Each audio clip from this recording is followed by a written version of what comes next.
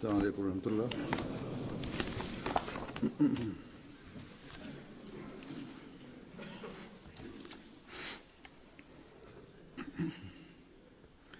أشهد أن لا إله إلا الله وحده لا شريك له وأشهد أن محمدا عبده ورسوله أما بعد فأعوذ بالله من الشيطان الرجيم. بسم الله الرحمن الرحيم. الحمد لله رب العالمين الرحمن الرحيم مالك يوم الدين إياك نعبد وإياك نستعين اهدنا الصراط المستقيم صراط الذين أنعمت عليهم غير المغضوب عليهم ولا الضالين.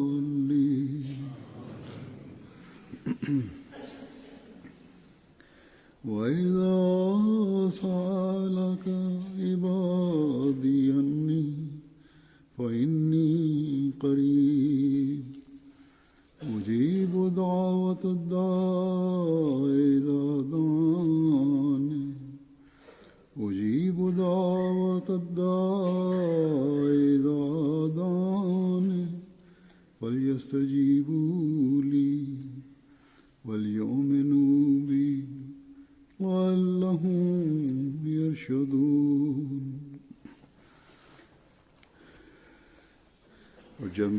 Ve mening bandalarim sendan men haqimda so'raganlarida albatta men yaqinman. Menga nido qilganida men duogo'yning duosiga javob qaytaraman. Bas hidoyat topishlari uchun ular ham menga javob qilishlari va menga iymon keltirishlari lozim. Alloh taolo bu oyatni ro'zalarni tutish va unga tegishli shartlar to'g'risidagi ahkomlari bor oyatlarning o'rtasiga qo'yib, bizga Ramazon hamda duolarning mustajob bo'lishi o'rtasidagi o'ziga xos aloqaga e'tibori bizni qaratgan. Hazrat Xalifatul Masihul Avval bu aloqani shunday bayon qilib beradilar: ro'za qanday taqvoni o'rganish vositasi bo'lsa, shunday Alloh taologa yaqinlik hosil qilish vositasi hamdir. Demak, Ramazon oyini taqvoni o'rganish, taqvo bilan hayotni kechirish hamda Alloh taologa yaqinlik hosil qilish vositasiga aylantirmaguncha u faqat duolarning mustajob bo'lishi natijasida Ramazon bo'lmaydi. Shunday bo'lganda Ramazon oyida Alloh taolo bilan tuzilgan aloqa faqat Ramazon oyi bilan cheklanmaydi, balki doimiy o'zgarishning asoratlari namoyon bo'ladi. Alloh taolo ham bu oyatda men yaqinman deb aytgan. Payg'ambar sallallohu alayhi vasallam ham Ramazon oyida shayton kishanlanadi va Alloh taolo yaqin osmonga kelib qoladi deb marhamat qilganlar. Biroq u kimlarga yaqinlashadi? Alloh taolaning yaqinligini his qiladigan yoki Alloh taolaga yaqin bo'lishni xohlaydigan hamda uning gaplariga quloq soladiganlarga yaqinlashadi. Ular Alloh taolaning fal yastajibu li degan buyrug'iga amal qilishga harakat qilishadi. alloh taolaning ahkomlarini bilib ularga amal qilishga shay bo'lib turishadi. Ular alloh taolaning barcha qudratlariga ega bo'lganligiga ishonib iymon keltiradilar. Ular agar men alloh taolaning ahkomlariga amal qilib unga samimiy bo'lib undan so'rasam u mening duomni eshitadi deb ishonishadi. Demak, shubhasiz alloh taolo o'z bandalarining savollariga javoban deydi: men yaqinman, men o'z bandalarimning duolarini eshitaman. Ayniqsa bu oyda sizlarga yaqin keldim. Meni chaqiringlar, biroq duolaringizning mustajob bo'lishi uchun meni chaqirishdan oldin meni eshitinglar. Mening ahkomlarimga bo'ysuninglar hamda mening barcha qudratlarimga to'liq ishonib iymon keltiringlar degan shartimga amal qilish lozim. Demak, biz duo qilamiz, ammo duolarimiz mustajob bo'lmaydi deydigan kishilar, ular Alloh taolaning ahkomlariga qanchalik amal qilayotganlarini tekshirib chiqsinlar. Agar amallarimiz yo'q bo'lsa va iymonimiz faqat rasmiy bo'lsa, unda biz Alloh taolaga duo qildik, biroq u duolarimizni qabul qilmadi deb aytish noto'g'ridir. Hazrat Masih Maud alayhissalom Alloh taolo qanaqa shartlarni qo'yganligini bayon qilib shunday deydilar: Alloh taolo aytadi, men qo'ygan eng birinchi shart shuki, odamlar taqvo hamda Alloh taoladan qo'rqish holatini paydo qilsinlar, toki men ularning ovozini eshitay. Ya'ni taqvo paydo bo'lganda hamda kishi Alloh taoladan qo'rqqanda u uning ovozini eshitadi. U qo'ygan ikkinchi shart shu: ular menga iymon keltirsinlar. Ya'ni Alloh taolaning mavjud hamda barcha kuch-quvvatlarining egasi ekanligiga iymon keltirsin.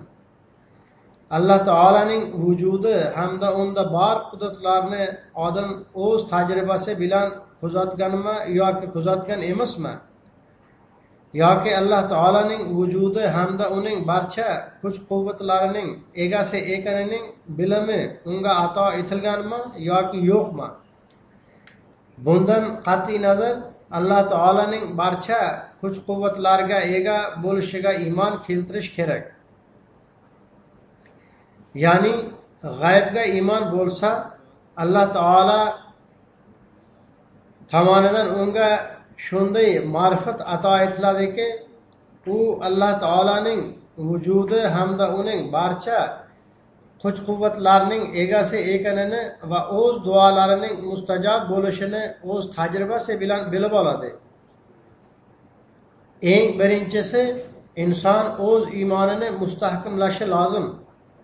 Shunda Alloh taolo u tomoniga olg'a qadam tashlaydi va unga dalil isbot ham ato etiladi.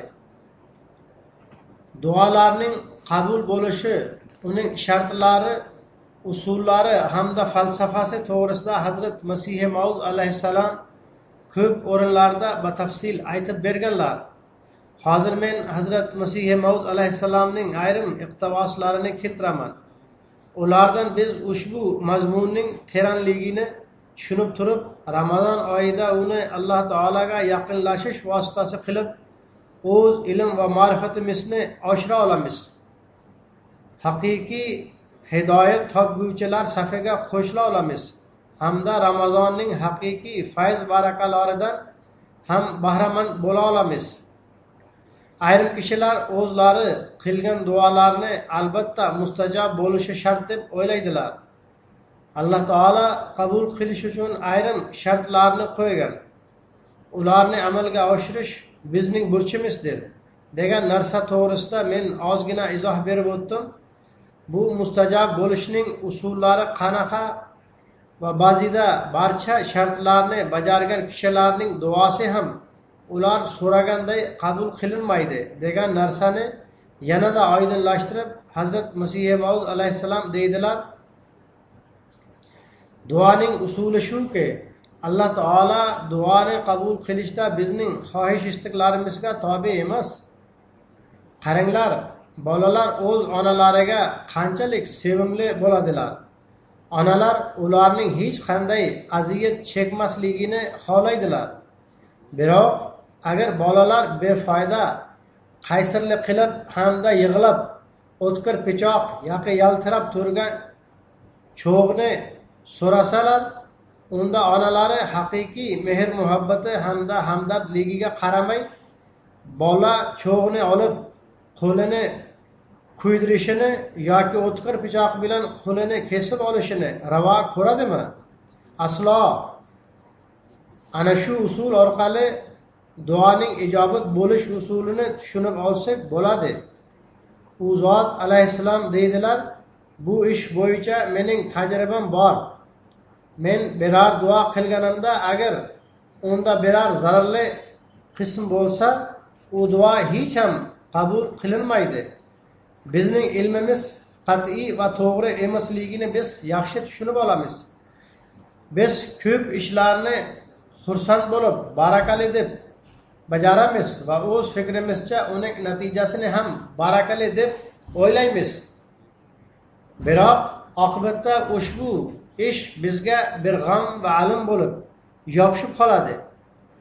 Qisqasi, insoniy xohishlarning barchasini biz to'g'ri deb ayta olmaymiz.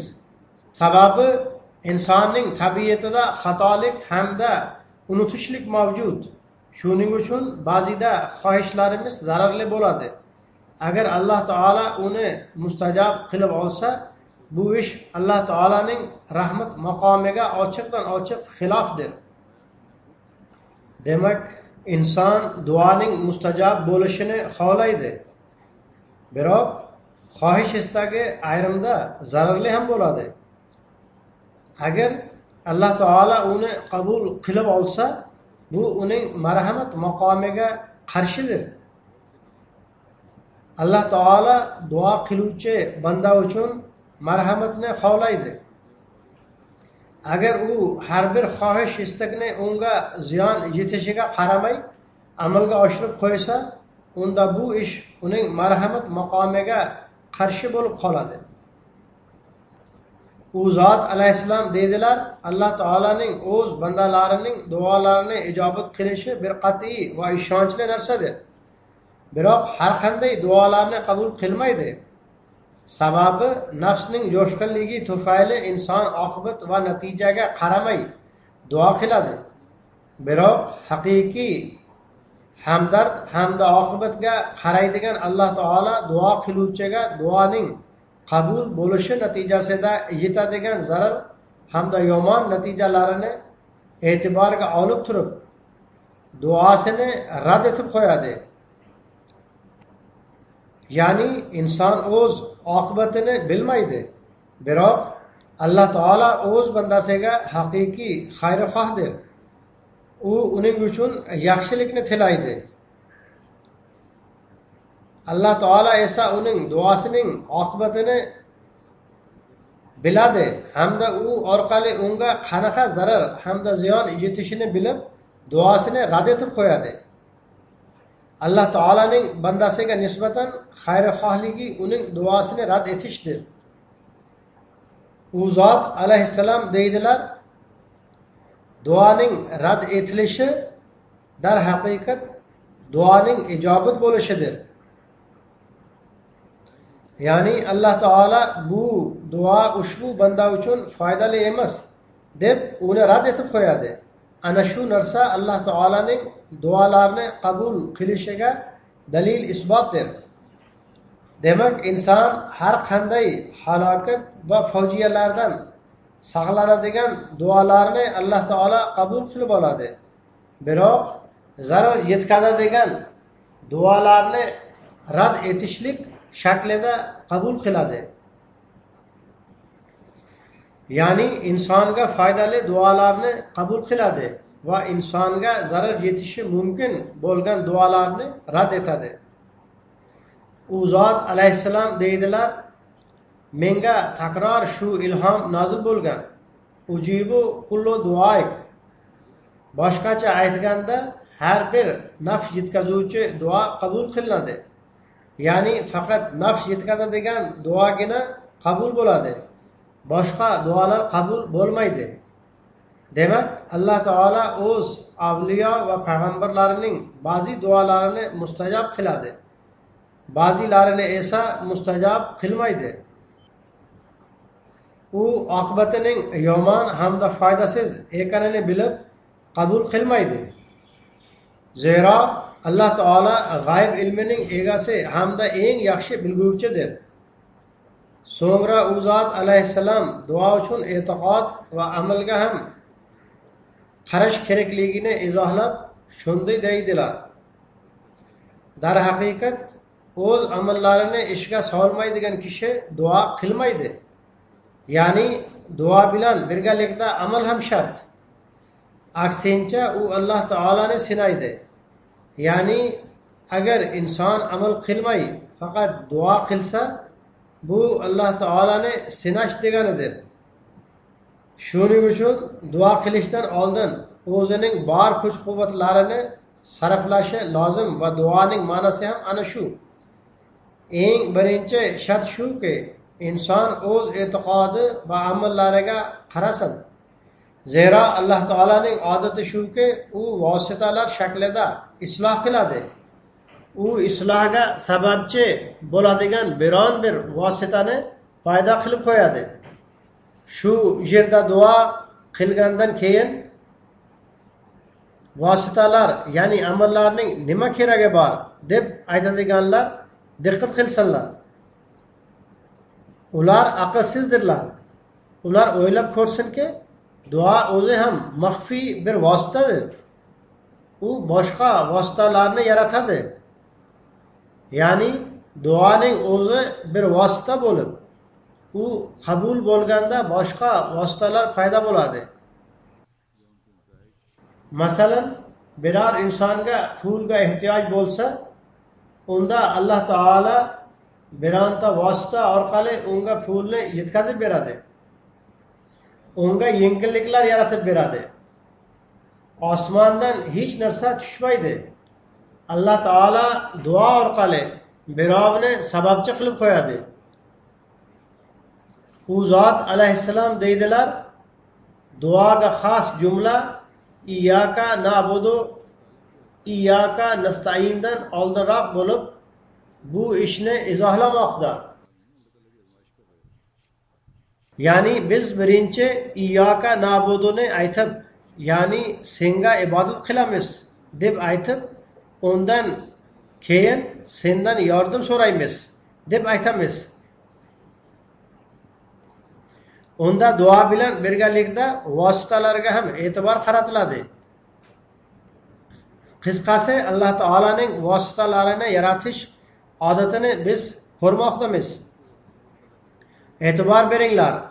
Chanqoqni bosish uchun suv hamda ochlikka barham berish uchun ovqat muhayyo qiladi.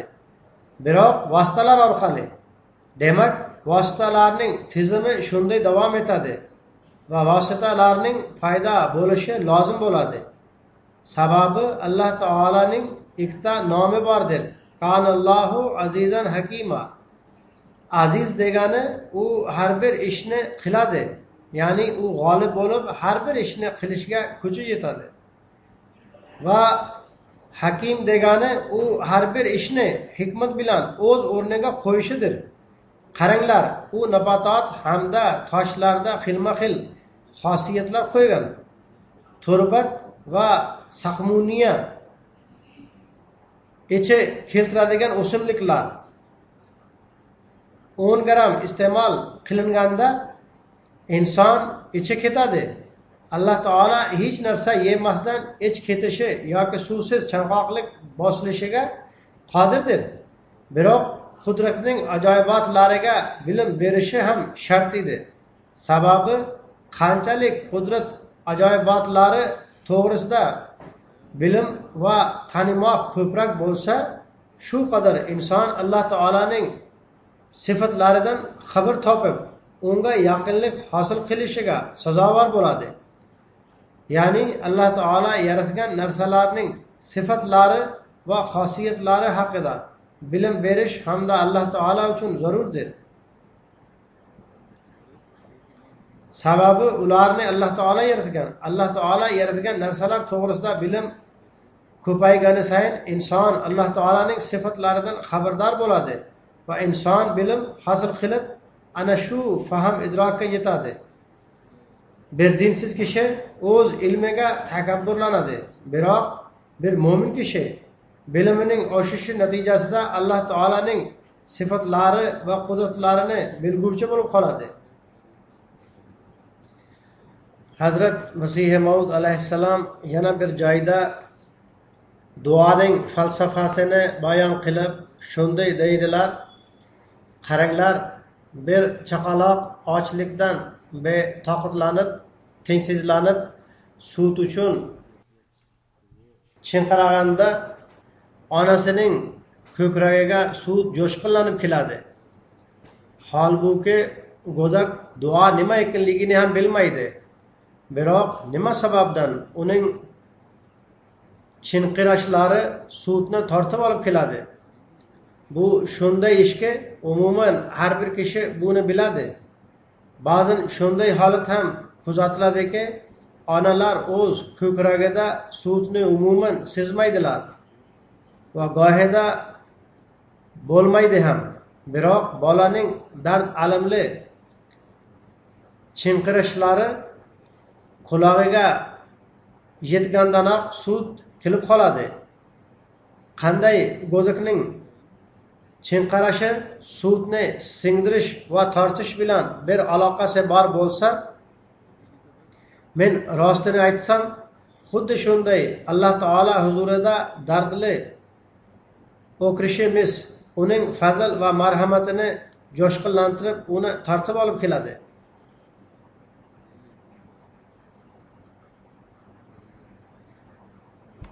So'ngra u zot alayhissalom bola va onaning misolini keltirib, bu duoning falsafasidir.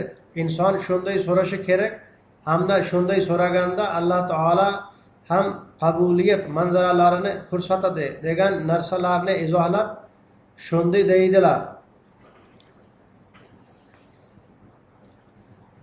so'rash insonga xos bo'lib, ijobati Alloh taologa xosdir.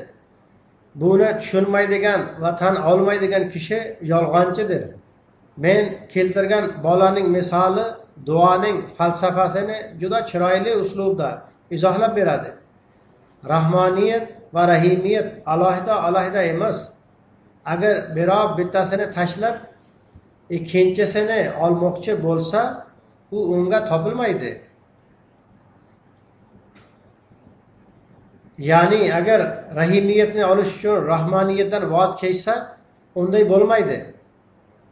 Rahmoniyat bizda rahimiyatdan fayz baraka olishga kuch-quvvat paydo qilishni taqozo etadi. Ya'ni Alloh taolaning rahmoniyati uning rahimlik sifatidan so'rash uchun bizda kuch-quvvatlar paydo qiladi. Kimda kim shunday qilmasa, u Alloh taolaning ne'matlarini inkor etadi. Iyyaka na'buduning ma'nosi shu: biz sen ato etgan zohiriy narsalar va sharoitlar orqali senga ibodat qilamiz. Qaranglar, bu til tomirlar va asablardan tarkib topgan. Ya'ni tilda asablar hamda so'lak bor. Agar u shunday bo'lmaganda biz gapira olmasdik. Ya'ni til qurib qolsa inson gapira olmaydi yoki tilning biror bir asab tomiri tortilib qolsa, til u yerda qotib qoladi. Alloh taolo duo uchun qalbning o'y fikrlarini oshkor qiladigan til ato etdi. Agar biz tilni duo uchun ishlatmasak, unda bu bizning baxtsizligimizdir.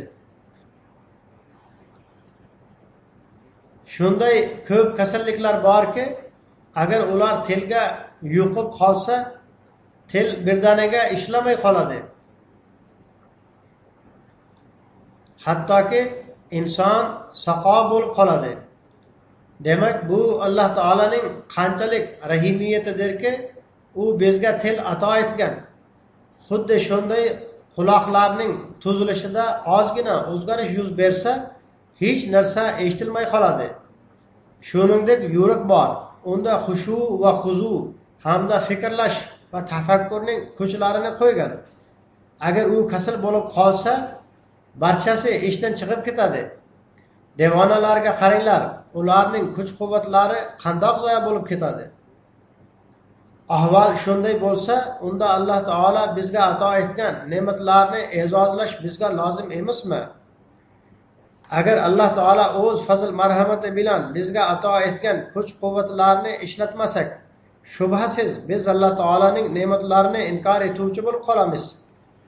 Demak, esda tutinglarki, o'z kuch-quvvatlaringizni ishlatmay duo qilsangizlar, unda duo hech foyda ko'rsatmaydi. Ya'ni Alloh taolo bizga ato etgan kuch-quvvatlar va salohiyatlarni, iste'dodlarni ishlatib duo qilishimiz kerak. Shunday qilmasak, duo hech qanday foyda qilmaydi.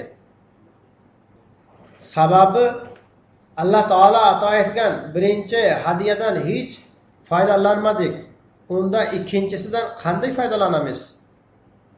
Ya'ni har qanday vositalarni Alloh taolo paydo qilgan. Ular Alloh taolaning hadiyasidir. Bulardan foydalanib duo qilish biz uchun foydali bo'ladi. U zot alayhissalom qudrat qonunida duoning qabul bo'lishining misollari mavjud ekanligini izohlab shunday deydilar. Maqsad shuki, qudrat qonunida duoning qabul bo'lishiga misollar bor. Har bir davrda Alloh taolo tirik namunalarni yuboradi. Shuning uchun u ihdinas siratal mustaqim siratal ladzina an'amta alayhim o'rgatgan. Bu Alloh taolaning irodasi va qonunidir. Hech kim uni o'zgartira olmaydi. Ihdinas siratal mustaqim degan duoda bizning amallarimizni mukammal va to'liq qilib qo'yishlik bor. Bu so'zlarga e'tibor berishdan ma'lum bo'ladiki, bunda ochiqdan ochiq duo qilishga ishora bor. Siroti mustaqimga hidoyat so'rashga ta'lim bor. Ya'ni hidoyatni Alloh taoladan so'ranglar degan ishora bor.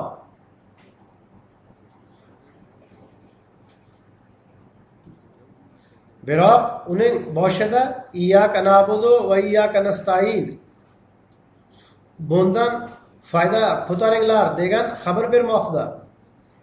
Ya'ni siroti mustaqimning darajalari uchun to'g'ri kuch-quvvatlardan foydalanib Alloh taoladan yordam so'rash kerak. Ya'ni siroti mustaqimning darajalari uchun to'g'ri kuch-quvvatlardan foydalanib Alloh taoladan yordam so'rash kerak. Ya'ni siroti mustaqimdan yurish uchun Alloh taolo bergan kuch-quvvatlardan foydalanib Alloh taoladan yordam so'rash kerak. Demak, zohiriy shart-sharoitlarga rioya qilish lozim. Kim uni tark etsa, u ne'matlarni inkor etuvchidir.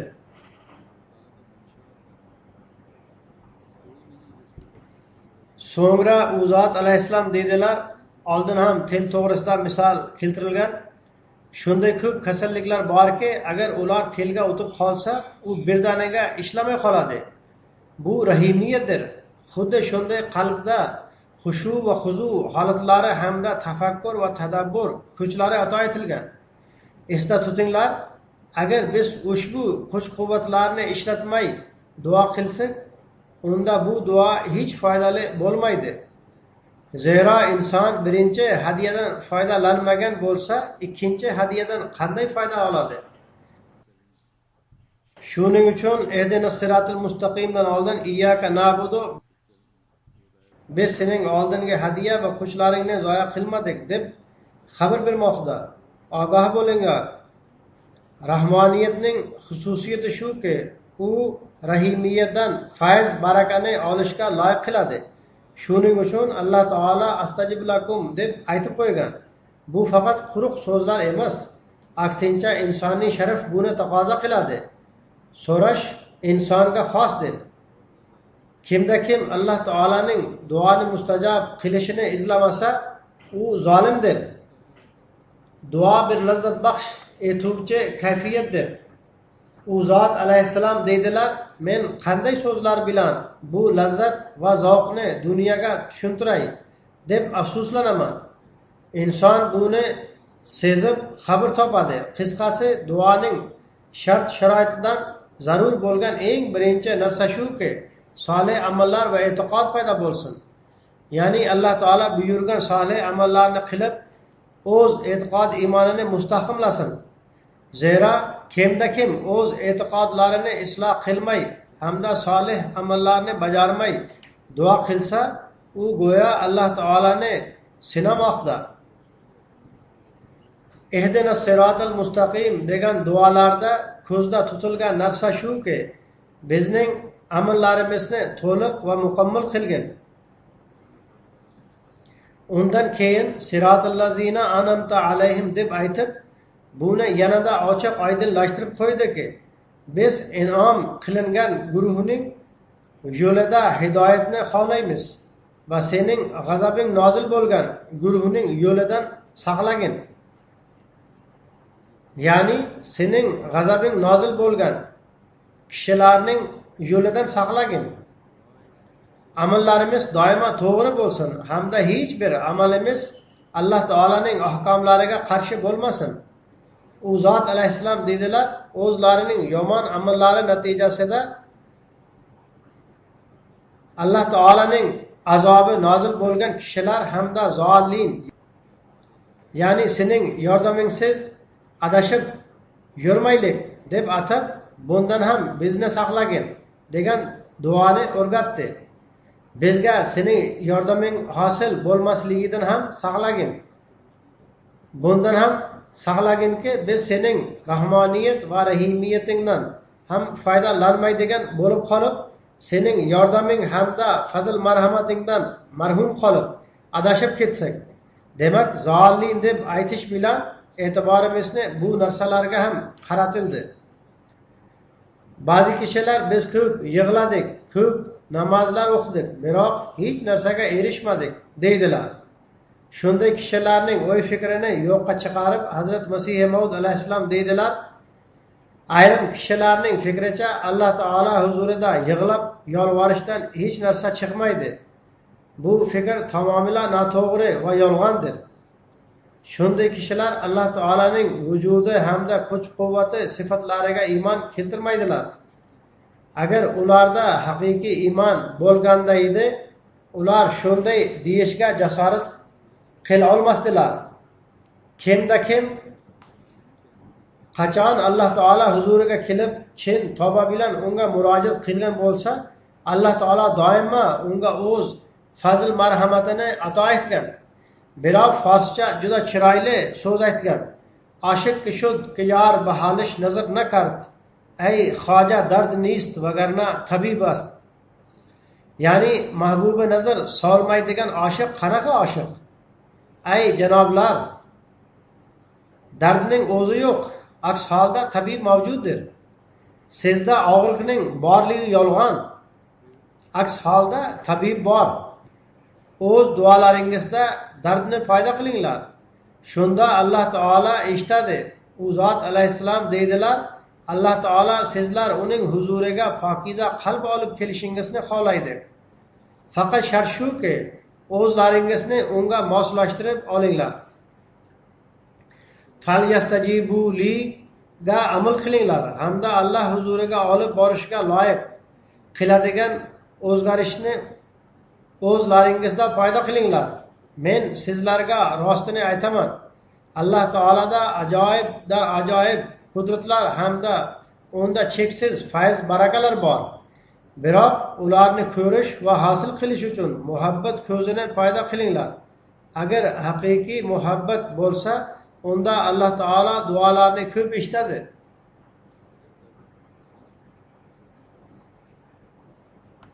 Alloh taolo bilan haqiqiy muhabbat qilish uchun inson qanday bo'lishi kerak? Natijada Alloh taolo duolarni ham eshitsin va o'z yaqinligini ham izhor etsin. Shu haqda Hazrat Masih Maud alayhissalom deydilar: shart shuki, Alloh taolo bilan muhabbat va ixlos bo'lsin. Alloh taolaning muhabbati shunday narsadirki, u insonning nafsoniy hayotini kuydirib, uni bir yangi hamda musaffo inson qilib qo'yadi. Unda u oldin ko'rmagan narsalarni ko'radi, hamda oldin eshitmagan narsalarni eshitadi. Qisqasi, Alloh taolo inson uchun tayyorlab qo'ygan fazl marhamat azuqasini hosil qilish hamda undan foydalanish uchun unga iste'dodlar hamda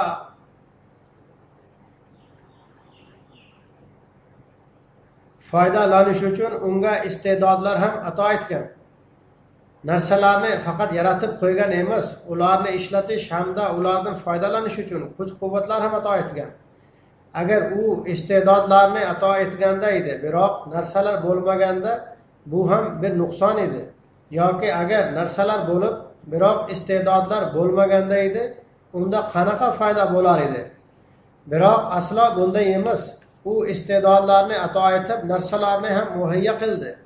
U bir tomondan non uchun narsalarni yaratgan bo'lsa, ikkinchi tomondan esa ko'z, til, tish hamda oshqozonni berib, jigar hamda ichaklarni ishga tushirdi. Bu ishlarning barchasi azuqaga asoslanadi. Ya'ni jigar, oshqozon hamda ichaklar, bularning barchasi ovqatni hazm qilish uchun lozim. U zot alayhissalom deydilar: agar oshqozonga hech narsa yetib bormasa, yurakka qon qayerdan keladi? Xilus qayerdan paydo bo'ladi? Ovqat tozalanib qonga aylanadi. Qoldig'i qanday bo'lib chiqadi? Shunday qilib Alloh taolo eng birinchi shunday fazl marhamat qildiki, payg'ambar sallallohu alayhi vasallamga islom degan mukammal din berib yubordi va u zot sallallohu alayhi vasallamni xotiman nabiyyin deb aytdi. Va Qur'oni Karim sifatida komil hamda xotamul kitob ato etdi. Shundan keyin qiyomatgacha hech bir kitob kelmaydi hamda hech qanday payg'ambar yangi shariat olib kelmaydi. Alloh taolo ato etgan tafakkur va tadabburning kuch-quvvatlarini ishlatmay Alloh taolo tomoniga qadam tashlamasak, bu naqadar dangasalik, yalqovlik hamda nashukurlikdir. Bunga diqqat qilinglarki, Alloh taolo birinchi surada biz uchun fazl marhamat yo'lini aniq aytib berdi. Demak, insonga foyda olish uchun yo'l yo'riq shuki, sunnatiga amal qilish uchun bizga payg'ambar sallallohu alayhi vasallam sifatida payg'ambar ato etildi. Ahkomlariga amal qilish uchun Qur'oni Karim sifatida kitob ato etildi. U zot alayhissalom deydilar: birinchi sura, ya'ni Fotiha surasida bizga kerak bo'lgan fazl marhamat yo'lini aytib berdi. Xotamul kitob hamda Ummul kitob nomlari ham bor surada inson hayotining maqsad muddalarini hamda ularga erishish yo'l yo'riqlarini oydinlashtirib berdi. İyyaka na'budu va iyyaka nasta'in.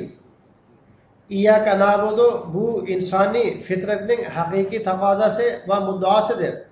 Va uni iyyaka nasta'indan oldin qo'yib, bu narsani xabar qildiki, qanchalik insonning kuch-quvvati bo'lsa, u Alloh taolaning yo'llarini tanlashga sa'y harakat qilsin hamda Alloh taolo ato etgan kuch-quvvatlardan to'liq foydalangach, Alloh taoladan mukammal va natijali bo'lishi uchun duo qilsin. Alloh taolaning ma'rifatiga erishish uchun qanaqa yo'llar bor? Bularni izohlab, u zot alayhissalom deydilar: bu to'g'ri gapdirki, inson zaif yaratilgandir. Inson zaif xilqatdir. U Alloh taolaning fazl marhamatisiz hech narsa qila olmaydi. Uning vujudi va parvarishi hamda barhayot qolish sabablari, bularning barchasi Alloh taolaning fazl marhamatiga asoslanadi.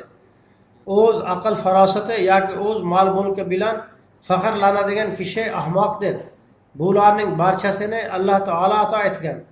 U o'zi topgani yo'q. Duo uchun bu narsa zarurki, inson o'zining kuchsizligi va nachorligini to'liq e'tiborga olsin. U o'zining kuchsizligiga diqqat qilgani sayin o'zining Alloh taolaning yordamiga ehtiyojmand topadi. Shu tariqa duo uchun unga bir jo'shqinlik topiladi. Ya'ni odamlar duo uchun jo'shqinlik paydo bo'lmaydi deb aytishadi. Agar inson o'zining kuchsizligi hamda nachorligini e'tiborga olsa, unda duo uchun jo'shqinlik paydo bo'ladi. Inson musibatga tushganda yoki azob uqubat tortganda juda ham kuch bilan baqirib, o'qirib, boshqalarni yordamga chaqirganidek, xuddi shunday agar u o'zining kamchiliklari va xatolariga e'tibor qilsa, u har bir soniya o'zini Alloh taolaning yordamiga muhtoj sezadi. Unda uning ruhi jo'shqinlik va dard bilan tengsizlanib, ulug'iyat ostonasiga yiqiladi hamda yo Rab deb dod soladi. Agar diqqat bilan qarasak, unda ma'lum bo'ladiki, birinchi suradayoq Alloh taolo duoni o'rgatgan. Ehdinas siratal mustaqim, siratal ladzina an'amta alayhim, g'ayril mag'zubi alayhim valaddallin. O'z ichida foyda va manfaatlarni qamrab olgan hamda har qanday zarar va ziyonlardan saqlaydigan duogina mukammal duodir. Demak, bu duoda ehdinas siratal mustaqimdan tortib valaddallin gacha bo'lgan duoda barcha bo'lishi mumkin bo'lgan eng yaxshi foydalar va duoda talab qilingan hamda insonni halok qiladigan kattadan katta zarar keltiruvchi narsalardan saqlanish uchun duo so'ralgan. Demak, bu narsani doimo esda tutish kerakki, bunda eng katta qilingan duolar dunyoviy duolar emas. Aksincha din duosidir. O'z duolarimizda dinni saqlash uchun duomiz ustunroq bo'lishi kerak. Inson shunday qilganda Alloh taolaning yaqinlik eshiklari ochiladi hamda qolgan duolari o'z-o'zidan mustajob bo'lib ketaveradi. Haqiqiy duo dinning mustahkamlanish duosidir. Ana shu narsa Alloh taolaning yaqinligi hamda duolarning mustajob bo'lishida sababchi bo'ladi. Buni izohlab u zot alayhissalom deydilar: "Ujibu da'vat da'i iza da'ani." Ya'ni men tavba qiluvchining tavbasini qabul qilaman. Alloh taolaning ana shu va'dasi chin qalbdan tavba qiluvchi insonning iqror bo'lishini to'g'ri deb aytadi. Agar Alloh taolo tomonidan shunday va'da bo'lmaganda edi, unda tavbaning qabul qilinishi amri mahol edi. Chin qalbdan iqror bo'lgandan keyin natija shu bo'ladiki, Alloh taolo ham tavba qilguvchilarga bergan barcha va'dalarini amalga oshiradi. O'sha paytdanoq nurning tajallisi uning qalbida jilvalana boshlaydi. Ya'ni inson men barcha gunohlardan saqlanaman hamda dinni dunyodan ustun qo'yaman deb va'da qilganda ushbu nur tajallisi jilvalanadi. Alloh taolo o'zining yaqinligi hamda duoning mustajob bo'lishi uchun aytib bergan eng yaxshi yo'l namoz holatidir. Shu haqda Hazrat Masih Maud alayhissalom marhamat qiladilar: namozning haqiqiy maqsad muddaosi hamda mag'zi duodir. Duo so'rash Alloh taolaning qudrat qonuniga aynan muvofiqdir. Masalan, biz umuman kuzatamizki, bola yig'lab iztirob chiqqanda onasi qancha tezsinlanib uni emzadi. Ulug'iyat hamda ubudiyat o'rtasida bir xil aloqa bor. Uni har kim tushunavermaydi. Inson Alloh taolaning ostonasiga yiqilganda hamda nihoyatda kamtarlik, xushu va huzu bilan uning huzurida o'z ahvolini taqdim etganda va o'z ehtiyojlarini so'raganda uning ulug'iyat marhamati jo'shqinlanadi hamda bunday kishiga rahm qilinadi. Alloh taolaning fazl va marhamati suuti ham bir faryodni talab qiladi.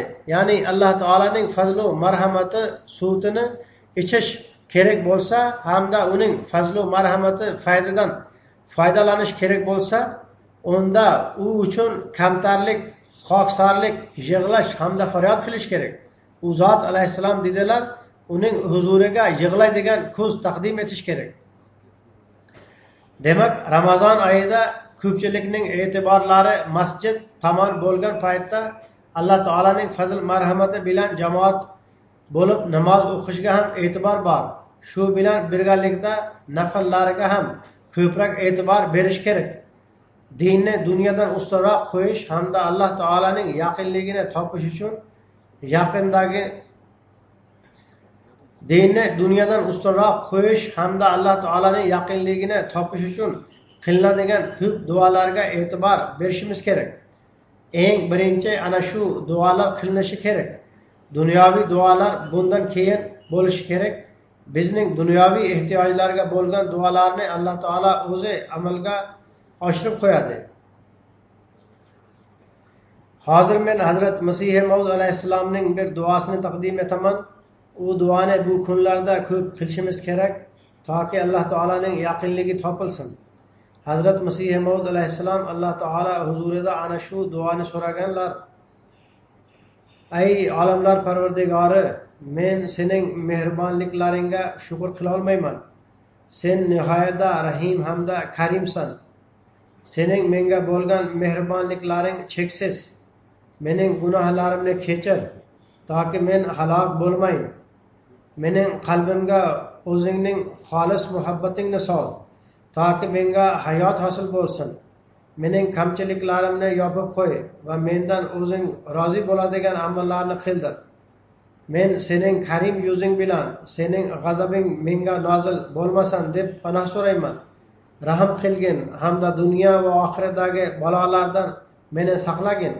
Har bir fazl va marhamat sening qo'lingdadir. Amin, summa amin. Alloh taolo bizga kuch-quvvat bersinki, biz duolarning haqiqatini tushunadigan bo'laylik. Bu Ramazon oyida bizni Alloh taolo iymonlari mustahkam bo'lgan hamda ahkomlarini eshitib amal qiladigan va o'zlarining har bir xohish istaklaridan Alloh taolaning roziligini ustun qo'yadigan kishilar safiga qo'shsin hamda unga doimo qoyim qilsin. Bizning amallarimiz xolisan Alloh taolaning roziligi uchun bo'lsin. E'tiqodlarimizda oldingisidan ko'proq mustahkamlik paydo bo'lsin. Bizda Alloh taolaning haqiqiy muhabbati paydo bo'lsin. Alloh taolo bizni dunyo hamda oxirat balolaridan saqlasin. Namozdan keyin men ikkita g'oyib janozani o'qitaman. Ulardan bittasi muhtaram Roja G'olib Ahmad sahibnikidir. U jamoatning eski xizmatchisi bo'lib, urdu tilining mashhur shoiri hamda yozuvchisi edi. Juda mohir metodist edi. U kishi hukumat idoralarida faoliyat yurgizib, Panjobda darsliklar kengashi bo'limi boshlig'i bo'lib ishlaganlar. U 2006-yilning 4-iyunida Lahor shahrida 88 yoshida vafot etdi. Inna lillahi va inna ilayhi rajiun. U kishi Gujarat shahrida 1928-yilda dunyoga kelgan. Otasi Raja Ali Muhammad sahib Hazrat Masih Maud alayhissalomning sahobasi edi. U 1905-yili bayt qilib Ahmadiyya jamoatiga qo'shilganlar. Otasi Qodiyonda noziri mol hamda noziri ola lavozimlarida ishlaganlar.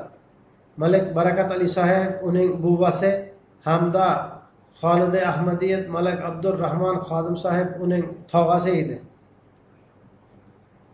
Marhum maktabni Lahorda tamomlagan, bakalavrlikni Qodiyonda bitirib,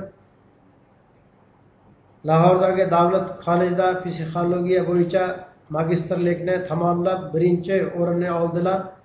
Shoir, olim, ta'lim, metodist va adabiy tanqidchi sifatida mamlakatda adabiy va ilmiy guruhlarda juda ham hurmat bilan tilga olinar edi. Al-Fazl gazetasida hamda milliy va xorijiy jurnallarda ham she'rlari ham yozuvlari urdu va ingliz tilida chop etilardi. U o'z faoliyatini Pokiston havo armiyasida xizmat qilish bilan boshlagan. 1962-yili ta'lim bo'limiga ishga kirdi. undan keyin juda muhim lavozimlarda ishlab turdi. Masalan, bosh kotibi Panjobdagi o'rta maktab ta'limi nazorat kengashining yetakchisi, Sargoda oliy maktab kengashining boshlig'i, Panjobdagi darsliklar kengashining bo'lim boshlig'i hamda Panjob hukumatida ta'lim bo'yicha maslahatchi bo'lib ishlaganlar. Marhum jamoatda ham uzoq muddat xizmat qilgan. Lahordagi jamoatda bosh kotib, ta'lim kotibi hamda boshqa lavozimlarda xizmat qilgan. 1974-yildan keyin marhum Ahmadiyya jamoatining ommaviy axborot vositalari bo'yicha matbuot kotibi bo'lib ishladi. U kishi ko'p press relizlar hamda bayonotlarni berishga fursat topdi. Ko'p xatlar yozib, gazetalarga intervyu ham berdi. 1992-yildan 97-yilgacha Fazli Umar jamg'armasida ishlagan. 1974-yildan 1985-yilgacha Vaqf-e Jadidda mudir bo'lib ishladi. Bundan tashqari Nosir jamg'armasida prezident noibi bo'lib ham turgan. Marhumning tabiati juda ham sodda, mizoji juda ham yumshoq, xalifalik bilan juda ham mustahkam aloqasi bor edi. Jamoat mansabdorlariga juda ham ehtirom bilan muomala qilar edilar. Alloh taolo u kishini mag'firat qilsin, uning darajalarini yuksaltirsin. Farzandlari yo'q edi, bitta qizni asrab olgan edilar. Alloh taolo qiziga ham sabr va kuch-quvvat ato etsin. Ikkinchi janoza esa o'z hayotini bag'ishlagan Malik Muhammad Ahmad sohibnikidir. U kishi 2016-yili 6-mayda vafot etdi. Bu ikkala janozani o'tgan juma kuni o'qitishim kerak edi. Qandaydir sabab tufayli ular qolib ketgan. Inna lillahi va inna ilayhi rojiun. Marhum Hazrat Masih Maud alayhissalomning sahobasi Hazrat Shayx Fazl Ahmad sohib Batolvi raziyallohu anhuning to'ng'ich o'g'li edi. Ahmadiyya xalifalari hamda xalifalik tizimi bilan itoat, muhabbat hamda vafolik aloqasi bor edi. Barcha farzandlariga ham ana shu sifatlarni o'zlashtirishga nasihat qilar edilar. Jamoat tizimiga bo'ysunuvchi, juda ham yuvosh, ochiq ko'ngil, xokisor, qarindoshlariga yaxshi muomala qiluvchi hamdard inson edi. Hayot bo'yi ko'p oilalarni otaliqqa olib turdi. Ayrim bolalarning o'qish xarajatlarini ham to'lab turdi. Bu ishlarni vafotigacha ajoyib usulda amalga oshirgan. Tahrik-e Jadidga moliyaviy yordam ko'rsatgan birinchi 5000 mujohidlarga qo'shilgan edi. Masjidlarni ta'mirlash hamda boshqa chaqiriqlarga juda ham ochiq ko'ngillik bilan qo'shilar edi.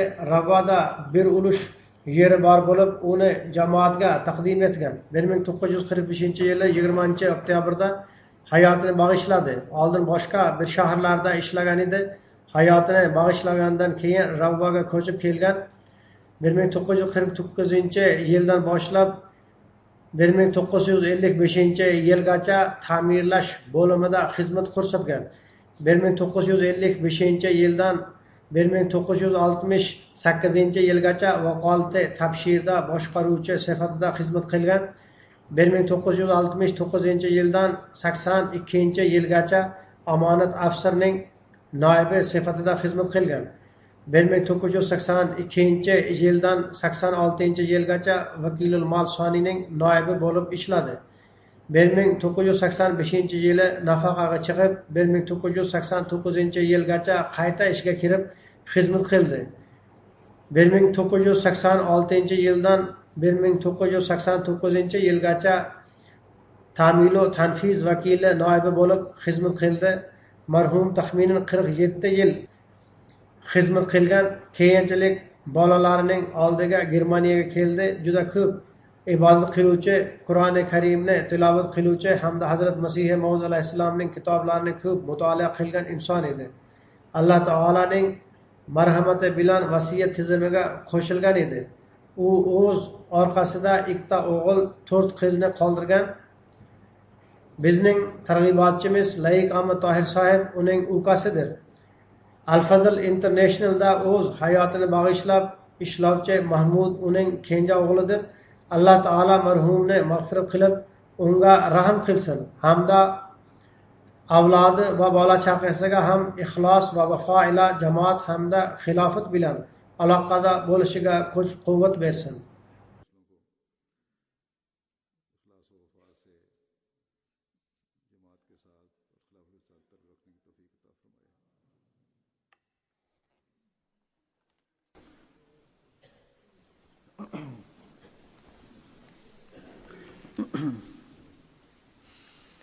الحمد لله الحمد لله نحمده ونستعينه ونستغفره ونؤمن به ونتوكل عليه ونعوذ بالله من شرور أنفسنا ومن سيئات أعمالنا من